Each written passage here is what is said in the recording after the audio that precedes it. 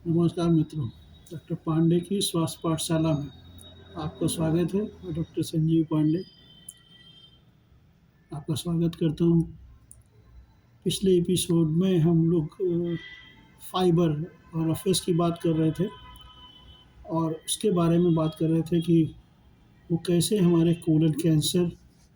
और हमारे में जो लिपिड सीरम ब्लड सीरम में होते हैं, एलडीएल, वीएलडीएल, इनको कंट्रोल करता है। साथ में रफेस का एक बहुत बड़ा काम ये है कि सेटाइटी वैल्यू देता है। ये इसका काम है, पानी को जब आप खाने के साथ इसको मिक्स करते हैं, जब इसमें खाने में इसका पोर्शन होता है, तो एक तो वाटर रिटेंशन ये करता है और वाटर रिटेंशन की वजह से फूड जो है आपका बल्की हो जाता है और आप जब उसको खाते हैं तो आमाशय में वो जगह ज़्यादा घेरता है, जिससे आपको संतुष्टि का अनुभव होता है। साथ में इसके पोर्शन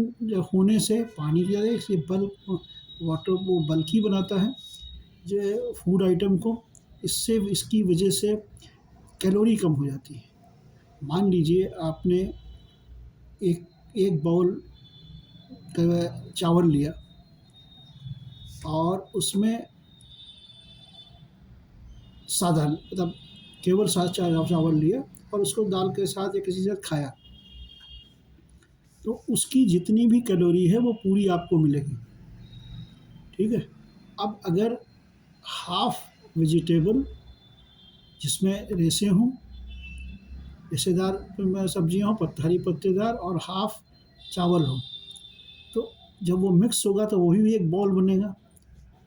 चूँकि वेजिटेबल्स के में कैलोरी नील होती है, उसमें ज़्यादातर मिनरल विटामिन्स होते हैं,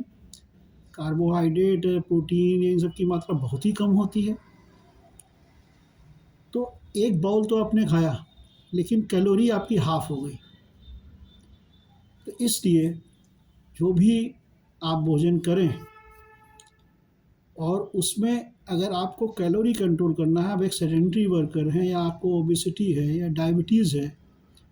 तो आप अपने खाने में हरे पत्तेदार सब्जियों को स्थान दें, मिलेट्स को स्थान दें। मिलेट्स जितने भी मोटे अनाज होते हैं, इनमें भी रफेस बहुत होता है, मिनरल बहुत होता है, प्रोटीन और कार्बोहाइड्रेट कम होता है, लेकिन इनकी वाटर रिटेंशन की शक्ति बहुत होती है रफेस की वजह से। तो ये जब जाते हैं और डाइजेस्ट होते हैं, और तो इन जो डाइजेस्टेबल पार्ट होता है फूड का, वो तो डाइजेस्ट हो जाता है। रफेस को डाइजेस्ट नहीं होता है, जो नॉन अवेलेबल कार्बोहाइड्रेट जिसे हम कहते हैं, तो ये जाके इंटेस्टाइन में आपको मोटिलिटी, इरिटेशन पैदा करता है, जिससे आपकी हाथों की मोटिलिटी बनी रहती है। इससे आगे की तरफ साथ में जो लो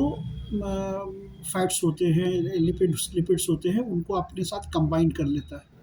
जिससे वो इंटेस्टाइन में एब्जॉर्ब नहीं होते हैं। एचडीएल जो हाई डेंसिटी लिपिड्स होते हैं वो तो एब्जॉर्ब हो जाते हैं, लेकिन लो डेंसिटी जो लिपिड्स होते हैं तो डाइजेशन के बाद उनको इनके साथ रफेस के साथ अटैच हो जाते हैं और आपके फीकल मैटर के साथ निकल जाते हैं। इस तरह से आपकी जो है इंटेस्टाइन की मोटिलिटी बनी रहती है और उसकी एक तरह से सफाई भी होती रहती है और आपको कैलोरी भी कम मिलती है, आपकी सेटाइटी वैल्यू भी बनी रहती है और साथ में आपका जो फीकल मैटर है वो भी बल्की होता है, जिसकी वजह से रेक्टम फुल जब महसूस करता है तो वो स्टूल जो है आपका स्मूथली निकलता है बाहर। आपको किसी तरह की मेहनत नहीं करनी पड़ती है, एक मोशन बनता है पैरासिटिक मूवमेंट के माध्यम से और आप वन टाइम में आप अपना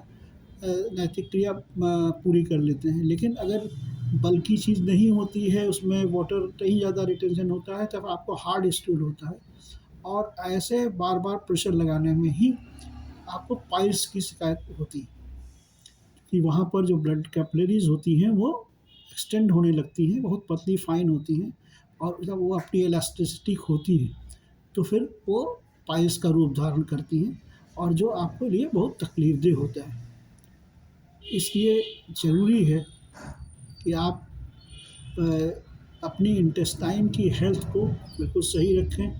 लीवर की हेल्थ को बिल्कुल सही रखें, जिससे कि बहुत सारी आपको सही न्यूट्रिशन मिल पाए और आपकी इच्छा भी बढ़ती रहे और आपको शुगर के पेशेंट नहीं भी हैं या ओबेसिटी के पेशेंट नहीं भी हैं, तो आपको ख़ास तौर से ये सेडेंटरी वर्कर्स के लिए बहुत ध्यान देने की चीज़ है कि वो अपने खाने में मैंने देखा है बहुत सारे लोग मैगी खाते हैं या नूडल्स खाते हैं, उसमें सब्ज़ी होती ही नहीं, वो प्योर मैदा होता है। तो उसका ग्लाइसेमिक इंडेक्स बहुत हाई होता है,